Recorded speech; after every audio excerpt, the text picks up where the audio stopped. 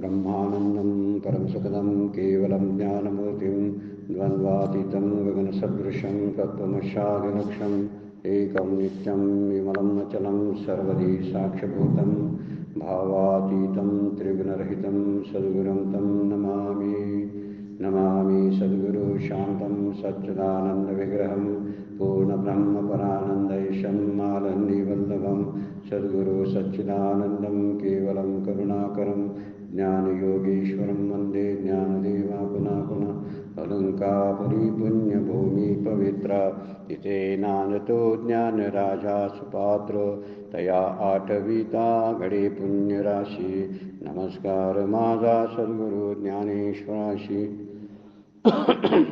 सर्व संतांना वंदन, सद्गुरूंना वंदन.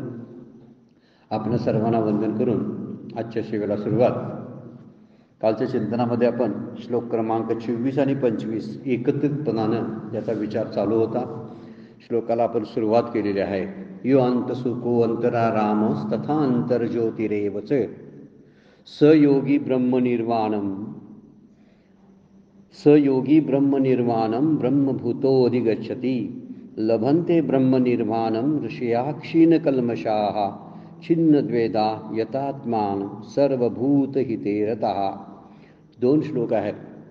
ज्याचे अंतरात्म्यातच जो सुख पाहतो किंवा जो आत्म्यामध्येच रममान झालेला आहे आणि आत्म्यातच तो ज्ञानस्वरूप म्हणून राहतो, जो ब्रह्मरूप झाला आहे तो मोक्ष शांतीला प्राप्त होतो.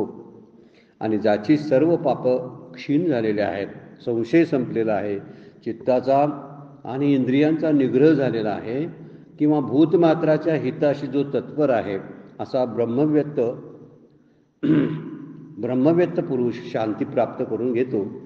लभन्ते ब्रह्मनिर्वाणम ऋषिया क्षीणकल्मषा छिन्नद्वेधा यतात्मानं सर्वभूतहिते रतः.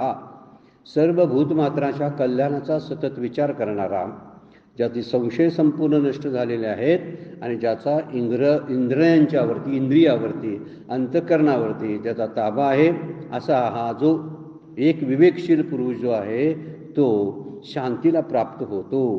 क्षीणकल्मषा निर्वाण शब्द जो वापरला तो शांतीच्या संदर्भातला.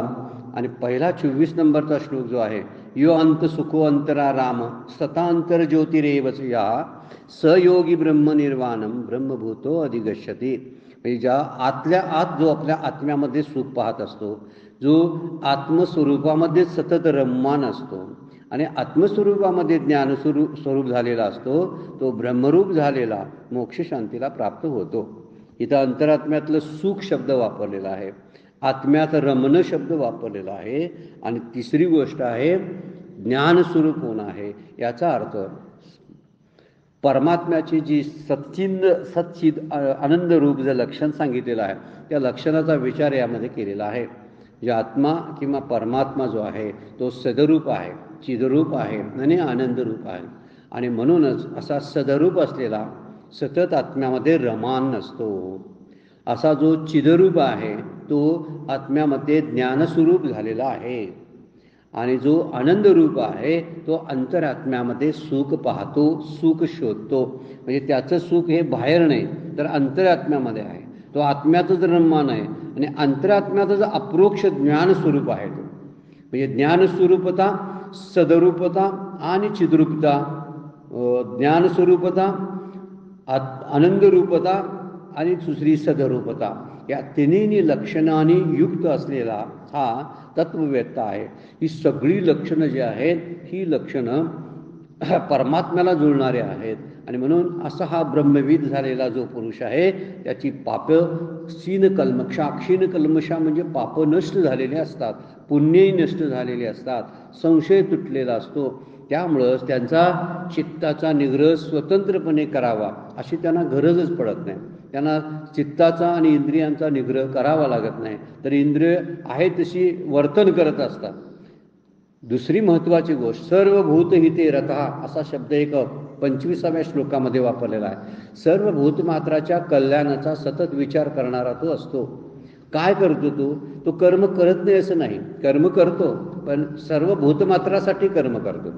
सगळी भूतमात्र हे परमात्म्याचेच अंश आहेत अशा बोधानं युक्त झालेला असतो. आणि त्यामुळं वरच्या 24 नंबरच्या श्लोकामध्ये त्या आत्म्याचं एक लक्षणच त्यामध्ये सांगितलेलं आहे. अंतरात्म्यात तो सुख पाहतो, आत्म्यात रम्मान झालेला आहे, आत्म्यात ज्ञानस्वरूप झालेला आहे. म्हणजे तिन्ही लक्षणं जी आहेत ही सद, चिद आणि आनंद रूप आहेत. तो रम्मान असतो शब्दाचा अर्थ सतत हा ब्रह्मवेत्ता पुरुष आत्म्याच्या अनुसंधानामध्ये राहत असतो. अहर्निश शब्द वापरला आहे संतांनी त्यासाठी. हे सतत अनुसंधान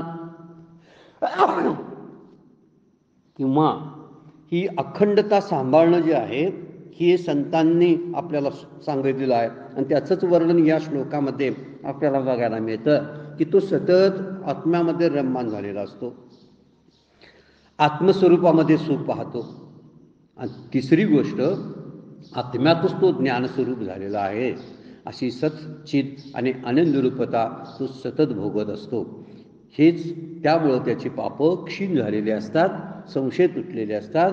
कारण त्याला स्वतःसाठी काय करणं शिल्लक नसल्यामुळं तो सर्व भूतमात्राच्या कल्याणाचा विचार करून शांतीला प्राप्त होत असतो. याचं वर्णन या 2 श्लोकामध्ये केलेलं आहे. माऊलींनी याच्यावरती जे भाष्य केलंय त्याचा विचार आपण थोडक्यात करूया. 136 नंबरची उभी आहे 5व्या अध्यायातील. म्हणून असो हे आघवे, येत न बोलणे काय बोलावे, ते खुनची पावेल स्वभावे आत्माराम. हे सर्व बोलणे असू दे. आता हे बोलणे असो आघवे, सर्व आघवे म्हणजे सर्व, जो न बोलण्यासारखा विषय आहे. कारण बोलण्यासारखा तो विषयच नाही, त्यासंबंधी काय बोलावे. येत बोलणे काय बोलावे. जे आत्मस्वरूपात रम्मान होणारे ब्रह्मनिष्ठ आहेत ते हे वर्म सहज जाणतील. ते खुनची पावेल स्वभावे, सहज म्हणजे स्वभावे सहज, खून म्हणजे लक्षण किंवा वर्म आत्माराम. जे ब्रह्मनिष्ठ झालेले आहेत, आत्मस्वरूपाला प्राप्त झालेले आहेत, ते जे आहेत त्यांच्याबद्दल बोलणं म्हणजे ब्रह्मतत्वाबद्दल बोलण्यासारखं आहे. आणि ब्रह्मतत्व आत्मस्वरूप बोलता न येण्यासारखं आहे. येत न बोलणे काय बोलावे, इथं बोलण्यासारखा विषयच नाही आणि त्यासंबंधी काय बोलायचं आहे. त्यामुळे आत्मस्वरूपात राहिलेले रम्मान झालेले ब्रह्मनिष्ठ आहेत तेच हे वर्म जाणतील. कोणतं वर्म जाणतील तर अंतरात्म्यामध्ये सुख कसं असतं पाहायचं असतं, अंतरात्म्यामध्ये आनंद कसा लुटायचा असतो आणि अंतरात्म्यातली ज्ञानस्वरूपा कशी सांभाळायची असते. ह्या गोष्टी ज्या आहेत ह्या गोष्टी कोण जाणतील. माऊली म्हणतात त्यांच्या खुणा म्हणजे संतांच्या खुणा संतांनाच माहीत असतात. जीवनमुक्तांची लक्षणं जीवनमुक्तांनाच ओळखत असतात. आणि म्हणून इथं वर्णन करतानाच म्हणलेलं आहे की जो निग्रह झालेला संशय तुटलेला जो आहे तो आपलं सुख अंतरात्म्यामध्ये पाहतो, बाहेर पाहत नाही. खरी गोष्ट ती आहे, त्याचं वर्म ते आहे. असो खूनची पावेल स्वभावे, जो न बोलण्यासारखा विषय आहे. येत न बोलणे काय बोलावे. असा आत्मयुक्त झालेला ज्ञानस्वरूप झालेला जो ब्रह्मवेत्ता आहे तो आपल्या खुणा ज्या आहेत ब्रह्मनिष्ठाच्या खुणा ज्या आहेत ते ब्रह्मनिष्ठच जाणतील. रम्मान होणारे ब्रह्मनिष्ठ आहेत तेच हे वर्म जाणतील. कोणतं वर्म. आत्मस्वरूपाचं वर्म जे आहे, आत्मस्वरूपाचं लक्षण जे आहे ते लक्षण म्हणजे ज्ञानरूपता, सदरूपता आणि आनंदरूपता. ही जी लक्षणं आहेत तो ब्रह्मवेत्ता पुरुषच जाणतो. वर्म शब्द वापरलेला आहे. वर्म म्हणजे लक्षण आहे. म्हणून ब्रह्म हा बोलण्याचा विषय नाही असं माऊली बोलतात. येत न बोलणे काय बोलावे. काय बोलायचं. श्रुतीसुद्धा ज्याच्या ठिकाणी हतबल झाली, श्रुती नेती नेती म्हणती असं वर्णन ज्ञानेश्वर माऊली करतात. म्हणजे जे तुझं सगुण म्हणो की निर्गुण निर्गुण रे, सगुण निर्गुण एक गोविंद रे. तुझं स्थूल म्हणो की सूक्ष्म रे, सूक्ष्म स्थूळ एक गोविंद. आणि इथं वर्णन केलेलं आहे तिथं नेती नेती म्हणती. श्रुती नेती नेती म्हणते. नेती नेती म्हणजे मला त्याचं वर्णन करता येत नाही असं श्रुती बोलते. श्रुतीसुद्धा वरवरचं वर्णन करते, संतसुद्धा वरवरचं वर्णन करतात बरं का. कारण खरं वर्णन बोलताच ज्याबद्दल येत नाही ते बोलून कसं दाखवायचं असा माऊलींचा प्रश्न आहे. ज्याच्याबद्दल स्पष्टता सांगता येत नाही कारण त्या अनुभवातीत असणारं एक गोष्ट आहे, जे अनुभवातीत तत्व आहे. त्यामुळं आत्मस्वरूपात रममान झाल्याशिवाय ते कळत नाही. त्या ठिकाणी जाऊनच ते अनुभवावं लागतं, अन्यथा ते अनुभवता येणार नाही. आपल्याला जर कोणतरी त्याची माहिती सांगितली, म्हणजे उदाहरणार्थ एका तीर्थक्षेत्राची माहिती मला कोणतरी तीर्थक्षेत्राला घेणाऱ्या माणसानं सांगितलं किंवा त्याच्यावर आधारित असलेलं पुस्तक मी जर वाचलं, तर त्या पुस्तकातली जी माहिती आहे ती माहिती, कोणीतरी सांगितलेली जी माहिती ती माहिती आणि प्रत्यक्षात त्या ठिकाणी जाऊन पाहिलेलं जे क्षेत्र आहे त्या क्षेत्राबद्दल असलेली जी माहिती, यामध्ये किती तफावत असेल बघा. म्हणून नुसत्या शब्दानं ते कळणार नाही, दुसऱ्यांनी सांगून कळणार नाही. नाही काय आत्मा प्रवचन लभ्य शब्द वापरलेला आहे कठोपनिषदामध्ये. प्रवचनानं आत्मा प्राप्त होत नाही असा त्याचा विचार आहे, किंवा श्रवणानं तो प्राप्त होत नाही.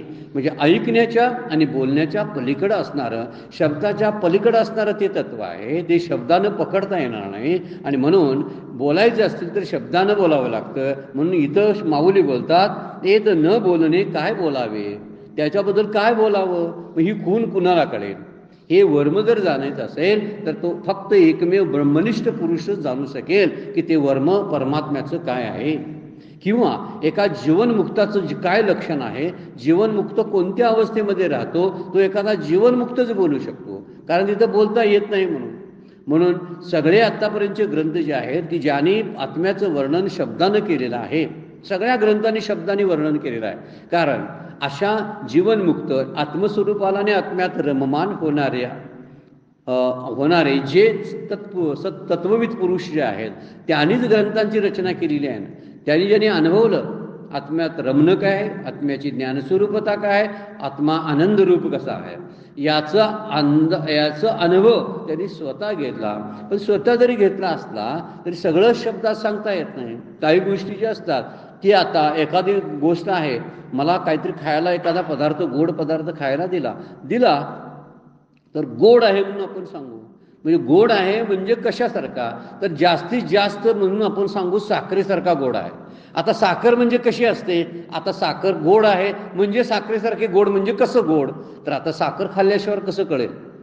त्याचं जे गोडपण मधुरता जी आहे ती मधुरता समजायसाठी तो पदार्थाचाच अनुभव घ्यायला पाहिजे, तो चाखला पाहिजे. म्हणून शब्दानं सांगून सांगून सांगून किती सांगणार, तर जेवढं शक्य आहे तेवढं संतांनी सांगून टाकलेलं आहे. आणि त्याचं वरवरचं वर्णन जे आहे ते वरवर्णचं वर्णन संतांनी सगळ्या ग्रंथामधून केलेलं आहे, शास्त्रानं वर्णन केलेलं आहे. तरी स्वतः वेदच बोलतात की श्रुती नेती नेती म्हणती. श्रुतीला बोलता येत नाही म्हणजे ते कसं आहे, श्रुतीला सुद्धा मौन पडलेलं आहे. म्हणून जे बोलता येत नाही ते कुणाला कळतं त्याची खून. इथं म्हणतात माऊली, ते खूनची पावेल स्वभावे आत्माराम. जे आत्म्यामध्ये आराम भोगतात, जे आत्म्यातलं सुख अनुभवतात, आत्म्याची ज्ञानरूपता त्यांनी पाहिलेली आहे, तेच फक्त या खुनेचा म्हणजे आत्मस्वरूपाचा अंदाज घेऊ शकतील. तो शब्दानं न कळणारी गोष्ट आहे. त्यामुळं तुकारामांचा अभंगसुद्धा आहे, नाही शब्दाधीन वर्म आहे दुरी, नव्हे तंत्री मंत्री अनुभवतो. कुठल्या तंत्रानं कुठल्या मंत्रानं कुणी सांगून तो अनुभव येणार नाही. म्हणून उपनिषद सुद्धा बोलतात की श्रवणानं सुद्धा ते प्राप्त होणार नाही. दुसरी गोष्ट प्रवचनानं म्हणजे बोलण्यानं सुद्धा प्राप्त होणार नाही. मग कितीही बोललं त्या विषयावरती तरी फक्त बोलण्याच्या पातळीवरती राहू शकतं. आणि कितीही ऐकलं तर ते ऐकण्याच्या कानापर्यंतच ते राहतं. म्हणजे ते इंद्रियामध्येच अडकतं, अंतःकरणामध्ये अडकतं. आणि अंतःकरणाच्या पलीकडे असलेल्या आत्मारामाचं सुख जे आहे त्या सुखाचा अंदाज येत नाही. दुसरी एक महत्त्वाची गोष्ट आहे, ज्यांनी बाहेरच्या सुखाच्या अनुभवामध्ये जे रमलेले आहेत ना, त्यांना ह्याच्या पुन्हा काय कळतील सांगा. अजिबात कळत नाहीत. असं असू शकतं का, असं आश्चर्य त्यांना वाटते.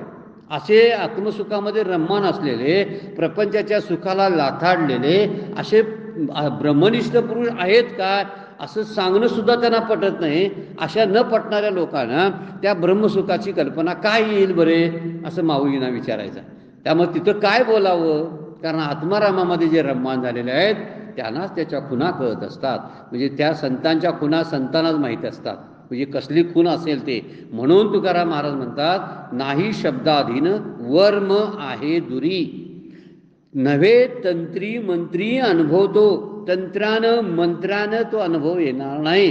कारण तंत्र हे काहीतरी क्रियानं असतात, मंत्र हे शब्दरूप असतात. आणि माऊली बोलतात, तुकोबा बोलतात, नाही शब्द अधीनं, शब्दावर ते अवलंबून नाही. शब्दांचा कितीही वापर केला तर ते तत्व कळत नाही. फक्त शब्द मार्गदर्शन करतात. शास्त्र आपल्याला कोणत्या तरी एका टप्प्यावर नेऊन पोहोचवतं. शास्त्राचं सुद्धा खूप कृपा आपल्यावरती आहे बरं काय. म्हणून शास्त्र जे आहे ते शास्त्र म्हणेल ते सांडावे, हे राज्य ही तृण मानावे, माऊली वर्णन करतात. तस्मात शास्त्र प्रमाणम कार्य व्यवस्थितो, असं भगवद्गीता जे सांगते. याचा अर्थ आहे शास्त्रात असलेले शब्द एका टप्प्यापर्यंत आपल्याला घेऊन जातात. त्या मोक्ष सुखाची ओळख करून देतात, ओळख देतात, अनुभव देत नाहीत. हा मुद्दा त्यातला महत्त्वाचा आहे. रस्त्यावरल्या पाट्या जशा रस्ता दाखवतात, आपल्याला मुक्कामाच्या ठिकाणी नेऊन पोचवत नाहीत, तसं हे ग्रंथ जे असतात, हे ग्रंथ आपल्याला योग्य ठिकाणी नेण्याचा मार्ग दाखवतात. आणि तो फार मोठी कामं करतात बरं काय. हे काम साधन आहे. शास्त्रानं केलेलं काम हे जे आहे ना, एका साधकाला मोक्षाच्या एका ठिकाणापर्यंत त्याचं मार्गदर्शन करणं, त्याला हाताला घेऊन जाऊन तिथंपर्यंत नाही गा श्रुती परोती माऊली जगा. माऊलींनी वर्णन केलंय ज्ञानेश्वरीमध्ये श्रुतीचं, नाही गा श्रुती परोती माऊली जगा. माऊली ही श्रुती नावाची जी आई आहे, त्या आईसारखी दुसरी आई नाही. इतकं आपल्यावरती त्या श्रुती माऊलीचं उपकार आहेत म्हणतात. यावरून लक्षात येत असतं, शास्त्राचं काही बाबतीत मर्यादा जरी असल्या तरी शास्त्र आपल्याला मोक्षाची ओळख करून द्यायला मात्र व्यवस्थित काम करत असतं. म्हणून शास्त्राचा अभ्यास, शास्त्राचं चिंतन हे जे घडणं फार गरजेचं आहे. त्याचं कारण ते आहे की आपल्याला आत्म्याची खरी ओळख, देवाची खरी ओळख संतांशिवाय कोण सांगणार आहे सांगा. जे वैकुंठातून आलेत, आम्ही वैकुंठवाशी आलो याच्या कारणाशी. आणि वर्तावया जे काय आहे ते ऋषींनी जे काय सांगितलेलं आहे ते साच भावे वर्तावया, असं तुकाराम महाराज म्हणतात. याचा अर्थ असा आहे की आम्ही मूळचे वैकुंठातले आहोत, त्यामुळे वैकुंठाचं सुख संतांना ठाऊक आहे, म्हणून संतच वैकुंठाचं वर्णन करू शकतात. तरीही हे शब्दानंच वर्णन झालं ना. साक्षात ज्यावेळी त्या एका अनुभवात असणारी व्यक्ती आणि अनुभवातून बाहेर पडून त्या अनुभवाचं वर्णन करणाऱ्या व्यक्ती, या दोन्हीमध्ये शब्दाची तफावत होते. शब्दाच्या मर्यादा पडतात आणि शब्दाच्या मर्यादामुळे त्या सुखाचं वर्णन संतांना सुद्धा पूर्णपणे करता आलं नाही. त्याला कारणं पण आहेत. आत्मसुख हे न बोलता येण्यासारखं अनिर्वचनीय, न येतं न बोलणे, काय बोलावे, खुनची पाविले स्वभावे आत्माराम. जे आत्मारामामध्ये आहेत ते बोलतील त्याच्यामध्ये, किंवा त्यांनाच ते खून कळेल. बोलतील म्हणजे त्यांनाच फक्त कळेल, इतरांना बोलता येत नाही. आपण एक पूर्वी सुंदर दृष्टांत घेतला होता. एक अंगठी पडलेली आहे पाण्याच्या तळाशी, खोल पाणी आहे, आणि एक बुडणारा पुरुष आहे. बुडणारा म्हणजे आत बुडून पोहणारा पुरुष आहे. आणि तो म्हणतो मी आज जाऊन बुडून खाली तळाशी जाऊन ती अंगठी घेऊन येतो. काठावर त्यांचे बसलेले आहेत लोक. जेव्हा तो तळाशी गेला त्यावेळी त्याला अंगठी सापडली. अंगठी सापडली, पण वरचे लोक म्हणाले सापडली काय, सापडली काय, सापडली काय. त्यावेळी त्याला माहीत आहे की मला सापडलं, पण त्याला सापडलेलं बोलता येत नाही. त्याचं कारण आहे तो पाण्याच्या तळाशी आहे. असा अंतरात्म्याचा डोह जो आहे, पुढं आता वर्णन आलेलं आहे, त्या डोहाच्या तळाशी गेलेला हा हे ब्रह्मनिष्ठ पुरुष जे असतात त्यांना बोलता येत नाही. आले तर बाहेर येऊन सांगतील की असं असं आहे ते म्हणून. मग आता असं असं आहे म्हणून नुसतं सांगून कळेल का. काश्मीरचं वर्णन केलं आणि काश्मीरचे मॅप्स पाहिले तर काश्मीरचे सौंदर्य डोळ्यानं पाहणं वेगळंच आहे ना. काश्मीरचं तिथली गुलाबी थंडी ही अनुभवणं वेगळंच आहे ना. कितीतरी शब्दानं सांगितलं तर ते कसं पटेल. तसा देव असा आहे, देव तसा आहे, आत्मस्वरूप असा आहे, आत्म्याचा आनंद असा आहे. हे कळलं कुणाला, कुणाला कळतात, या संतांना कळतात, पण बोलता येत नाहीत. कारण शब्दाची मर्यादा आहे. बोले ना बोलू देईना. ज्ञानेश्वर माऊलींचा अभंग आहे. अभंगामध्ये बोलतात बोले ना बोलू देईना. म्हणजे जे ब्रह्मरूप आहेत तेच फक्त या खुणा जाणू शकतात. कारण प्रपंचाच्या सुखामध्ये अडकलेले जे आहेत आणि त्या सुखामध्ये रममाण झालेल्या, विषय सुखामध्ये रममाण झालेल्या मनुष्यांना, जीवांना या सुखाची साधी कल्पना सुद्धा येणार नाही, अशी परिस्थिती आहे. म्हणून समर्थ सुद्धा म्हणतात गलबल्या वेगळे परब्रह्म जाणावे. हा गलबला जो आहे हा गोंधळ आहे प्रपंचाचा. या प्रपंचाच्या गोंधळातून बाहेर पडून एकांताचा वास केल्याशिवाय या गोष्टीचा पत्ता लागणार नाही. हे संसारातील साधनाशी एकरूप होऊन कळणार नाही. प्रॉपर्टीशी विचार करून आणि प्रॉपर्टीचं नाही, घरादाराचं नाही, नातलगांचं चिंतनानं हे तिथंपर्यंत आपण पोचणार नाही. त्यामुळं उपाधी जे राहतात ही प्रपंचातले अधीन असलेले सगळे जीव जे आहेत, तुम्ही आम्ही उपाधीनं जगतो. या उपाध्या टाकून राहणं आपल्याला असहाय्य होत झाल्यासारखं वाटतं. आपल्याला वाटतं माझा आधारच तुटला की काय, उपाधी काढली की. वास्तविक उपाधी ही धारण केलेली असते आणि धारण केलेली गोष्ट आगंतुक असते. आगंतुक गोष्ट येणारी जाणारी असते. त्यामुळं ती गेली काय राहिली काय याचा विचार जर केला तर उपाध्या गेल्या तर त्यामुळं काय बिघडणार नाही, उलट चांगलंच होत असतं. पण उपाधीमध्ये रमणारे जे असतात यांना मात्र या सुखाची कल्पना येणार नाही. त्यामुळं किती कचरा विस्कटला, हा कचराच आहे सगळा प्रपंचाचा. संत म्हणतात ओला कचरा सुका कचरा, असे दोन शब्द वापरतात या प्रपंचाच्या कचऱ्याला. ओला कचरा सुका कचरा म्हणजे काय? सुका कचरा म्हणजे आपली स्थावर मालमत्ता जी आहेत, पैसा अडका संपत्ती, दागदागिने, बँकेतली सगळी शिल्लक, हे सगळा सुका कचरा आहे म्हणतात संत. आणि ओला कचरा कुठला आहे तर आपले नातलग संबंधी, रक्ताची नाती, मैत्री, जवळ असणारी माणसं, आसपास असणारे, हे सगळे ओल्या कचऱ्यामध्ये मोडतात. म्हणजे ओला कचरा आणि सुका कचरा या दोन्ही कचरा जर चिवडत आपण जर बसलो, खाली वर करत बसलो, तर कुठला हिरा त्या कचऱ्यामध्ये सापडेल सांगा बघू? नाही. याचा अर्थ असा आहे की प्रपंचाच्या या गलबल्यापासून, या गोंधळापासून जर आपण बाहेर पडलो, हा विकारांचे गोंधळ आहेत. या दुसरी गोष्ट, यामध्ये मल विक्षेपांच्या हालचाली आहेत. मलानं अशुद्धता आहे आणि विक्षमानं चंचलता आहे. अशा ठिकाणी आपल्याला त्या गोष्टीचं दर्शनसुद्धा होणार नाही. त्यामुळं हे जे तत्ववित्ती ब्रह्मवित्ती पुरुष रम्मान जाणारे जे ब्रह्मनिष्ठ पुरुष आहेत, तेच फक्त आत्म्यातला आनंद, आत्म्यातला आराम त्यांनाच कळतो. फक्त तो ज्यांना बोलता येत नाही आणि बोलता येत नसल्यामुळं आत्मस्वरूपाशी एकरूप झालेले आहेत ना, त्यांना ही लक्षणं कळतात. म्हणून ते वर वर्णन करतात की किती विचार केला तर तो लक्षात येत नाही, पण त्यांना मात्र जाणवलेलं असतं. ज्ञानेश्वर माऊलींचा एक सुंदर अभंग आहे, आपण ऐकला असा, की ते काय म्हणतात, योगी या दुर्लभ तो म्या देखिला हो साजने, योगी या दुर्लभ. त्यामध्ये ओळ एक आहे बघा, अनंत रूपे अनंत वेशे देखिले मे त्याशी, बाप रखुमा देवी वराशी खून बाणली म्हणतात. कसली? तर मला खून सापडली. तू जरी अनंत वेशामध्ये आहेस, अनंत रूपामध्ये जरी आहेस, तरी सुद्धा मी तुला ओळखतो. किती विचार सांगितलाय हा. याचा अर्थ ती संतांची खून ती त्यांनाच ठाऊक असते.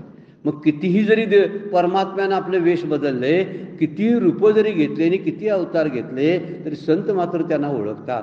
कारण ओळखण्याच्या खुणा संतांच्या पाशी आहेत. ब्रह्मनिष्ठ आहेत तेच ब्रह्म जाणतात ना. ब्रह्मेव भवती. आता ब्रह्म झालेले जे असतात त्यांनाच त्याच्या खुणा सापडू शकतात. म्हणून म्हणलेलं आहे, अनंत रूपे अनंत वेशे देखिले मे त्याशी, बाप रुक्मा देवी वरावर अशी खून बाणली तैशी. ही खून मला समजलेली आहे.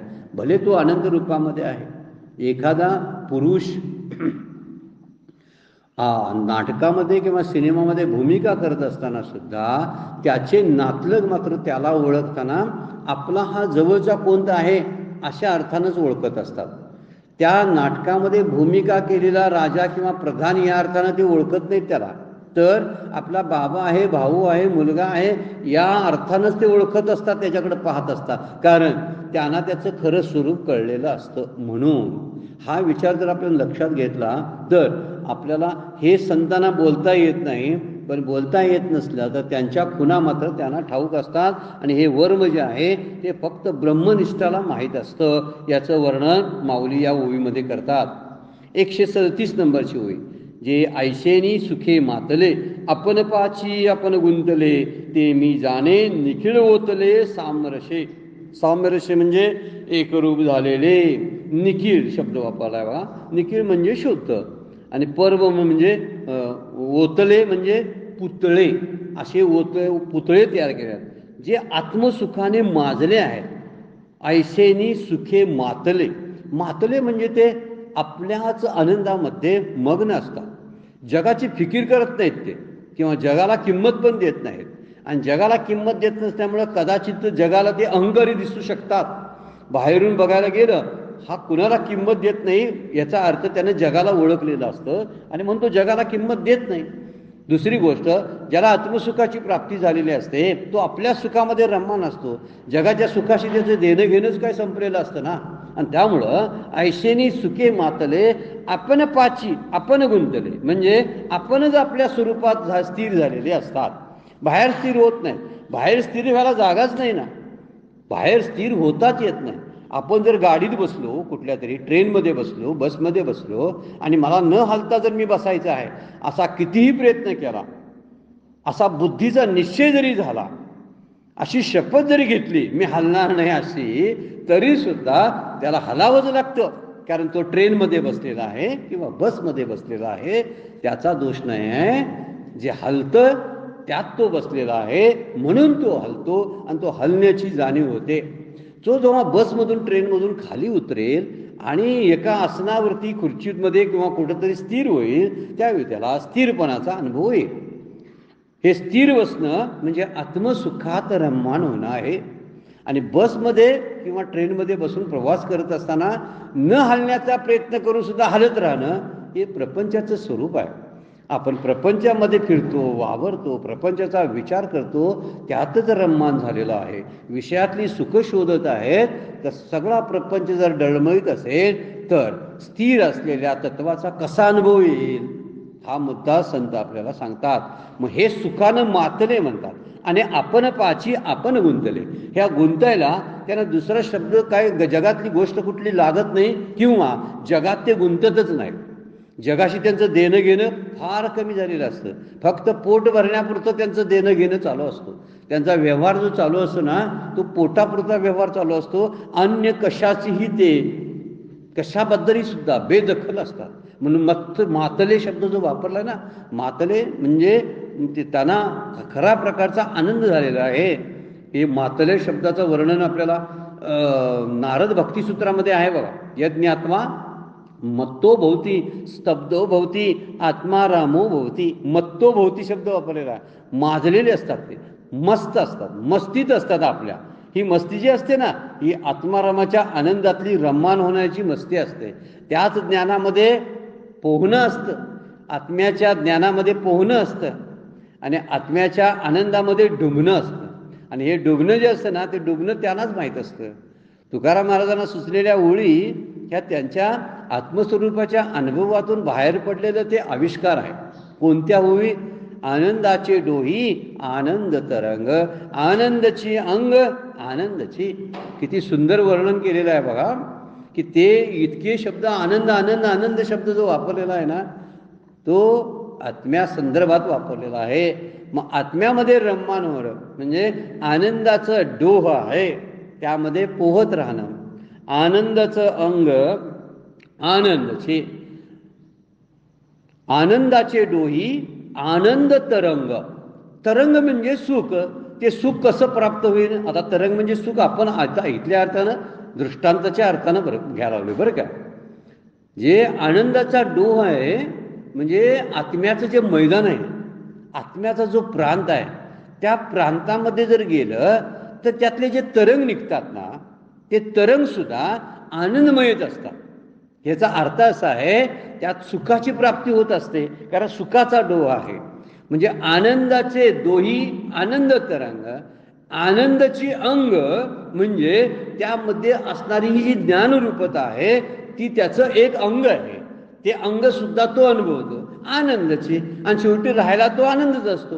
म्हणजे सदरूप आणि चिद्रूप आणि आनंद रूपता ही आत्म्याच्या प्रांतामध्ये त्याला उपभोगता येते. म्हणून हे एक दोन ओळीच आहेत तुकाराम महाराजांच्या. पुढे जाऊन अभंग आहे तोही स्वतंत्र अभ्यासाला हरकत नाही. पण ह्या ओळी काय सांगतात बघा त्या ओळीशी फार संबंधित आहेत. ऐसेनी सुखे मातले. हे मातलेले असतात कारण आनंदाच्या डोहामध्ये राहून आनंदाचा अनुभव घेतल्यामुळं त्यांना इतर सुखाची पर्वा राहिलेली नसते. ते इतर सुखांचा विचारही करत नाहीत. त्यामुळे लाचार होत नाहीत. आणि लाचार होत नसल्यामुळं आपल्याच गुरमीमध्ये असतात, आपल्याच मस्तीमध्ये ते असतात. म्हणजे ही गोष्ट जी आहे सहजासहजी शक्य न होणारी आहे, पण ही ब्रह्मनिष्ठांना ही शक्य आहे. ब्रह्मनिष्ठ पुरुषाचं वर्णन करताना म्हटलेलं आहे ते वरती आहे ना, यो अंत सुखो अंतराराम सता अंतर्ज्योतिरेवच. अंतर्ज्योती पुढे आहे, इकडं अंतर्ज्योतीचं वर्णन पण माऊलीने फारसं प्रकटपणाने केलेलं नाही. पण अंतराराम अंतर काय म्हटलेलं आहे, सुखो अंतराराम. हे अंतरंगातलं सुख जे आहे, आनंदाच्या देवातला आनंद जो आहे, तो आनंद मस्तित्य असतात आणि उपभोगत असतात. बाहेरच्या सुखाचा त्यांना विचार सुद्धा करत नाही. आपण पाची आपण गुंतले. मी कुठं गुंतलोय बघितलं पाहिजे. मी जर आत्म्याच्या बाहेर असेल ना, आत्मानुसंधानाच्या आणि आत्मचिंतनाच्या बाहेर असेल ना, आणि आत्मचिंतनाला सोडून वेगळं चिंतन जर माझं सुरू असेल ना, तर माझी गुंतवणूक जी आहे ना, ती विषयांच्या सुखामध्येच आहे.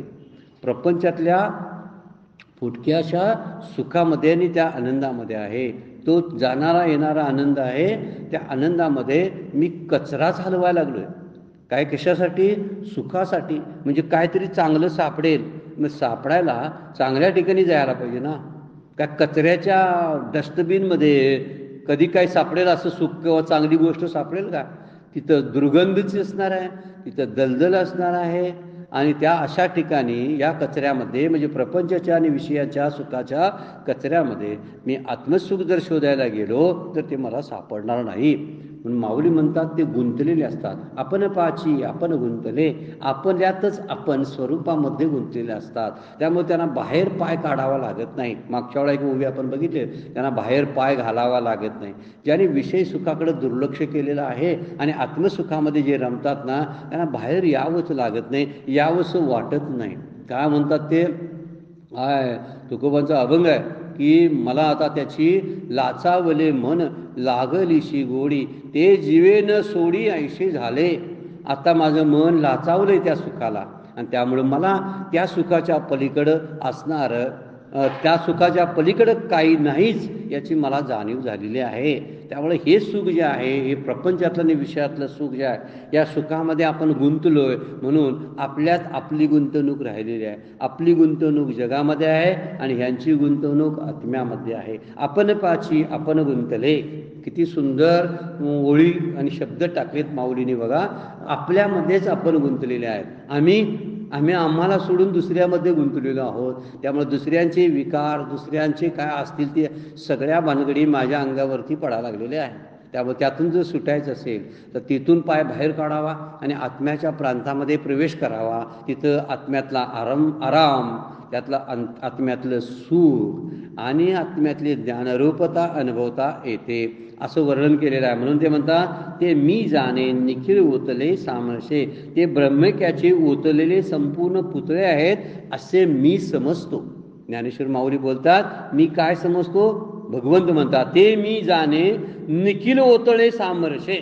म्हणजे ते ब्रह्मक्याचे ओतलेले संपूर्ण पुतळे आहेत असं मी समजतो. कोण? जे आपल्याच अंतरंगामध्ये घुसून अंतरंगातलाच अनुभव घेतात, आत्म्याचाच आनंद लुटतात. आणि गुंतवणूक द्यायची आहे ती आपण पाचीच गुंतले. आपण पाची आपण गुंतले. ते जे आहेत ते ब्रह्मऐक्याचे ओतलेले पुतळे आहेत असं मी जाणतो. म्हणजे त्याच्या पलीकडे त्यांनी धुंद झालेले असतात. त्यामुळं इथं सुखाची ही जी आहे कल्पना जी दिलेली आहे, ती सुखाची कल्पना या ब्रह्मनिष्ठ पुरुषांच्या बद्दल दिलेली आहे. ती मी ओळखतो म्हणतात. कारण दोन गोष्टी त्यांच्या सांगितलेल्या आहेत. ते सुखानं आणि आनंदानं मस्त झालेली असतात. मस्त याचा अर्थ बेभान असतात.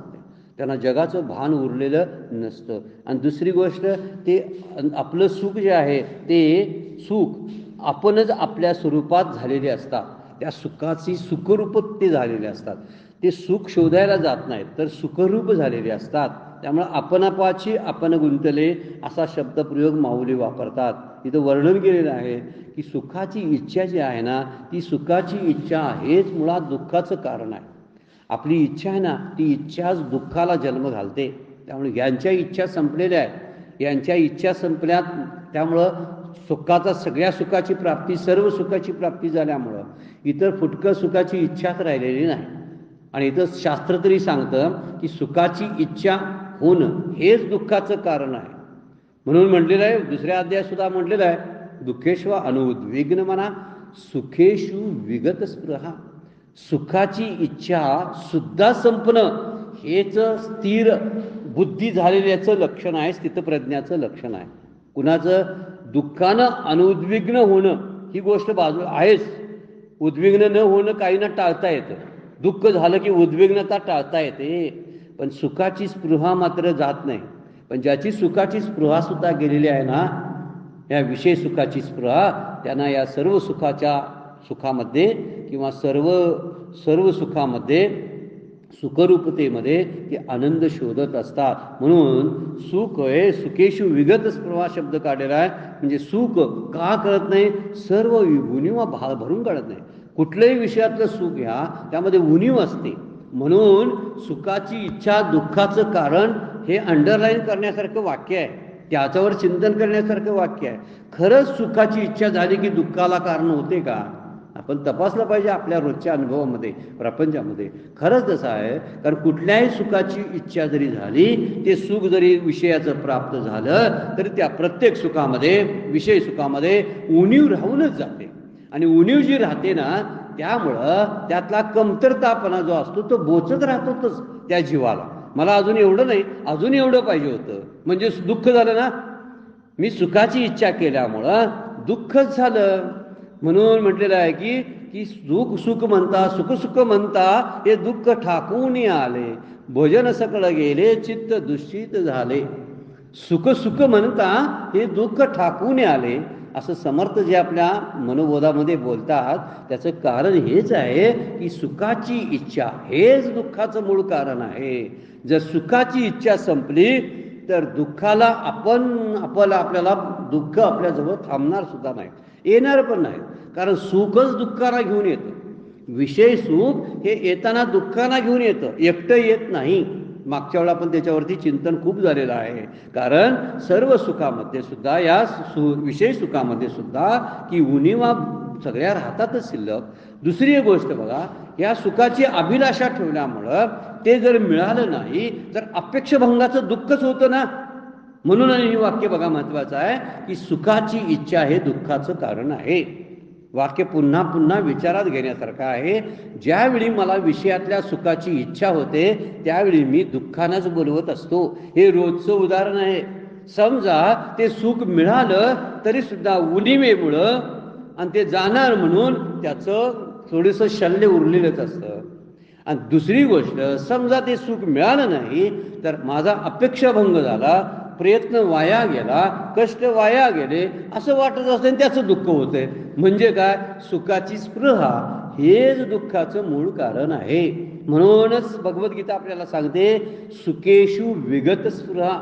ज्याची स्पृहा विगत झालेली आहे सुखापासून सुद्धा, तोच ब्रह्मनिष्ठ पुरुष आपल्यामध्ये गुंतलेला असतो आणि आपल्या सुखानं मातलेला असतो. सुखे मातले ऐसेनी सुखे मातले, आपण पाची आपण गुंतले. आणि ते कसे आहेत?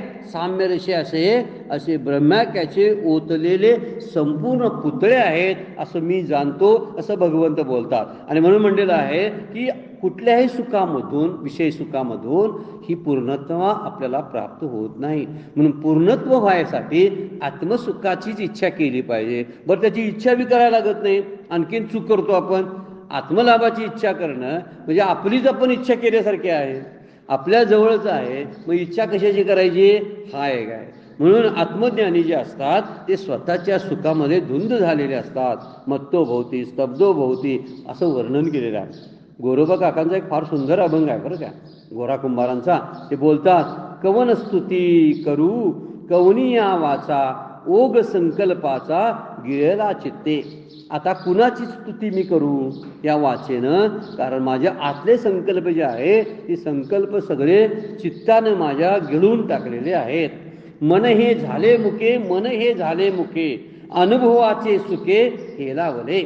तो जो आत्मारामाचा अनुभव जो मला झालाय त्यामुळं माझं मन मुक झालं आणि त्यामुळं सुखानं त्या मी हेलावून गेलो. वरती जे शब्द वापरला ना, सुखे मातले, सुखे मातले म्हणजे सुखानं हेलावून जातात. कारण त्याला पूर्णत्व आहे त्या सुखामध्ये. म्हणून गोरोबा काका म्हणतात, मन हे झाले मुके, मन हे झाले मुके, अनुभवाचे सुखे हेलावले.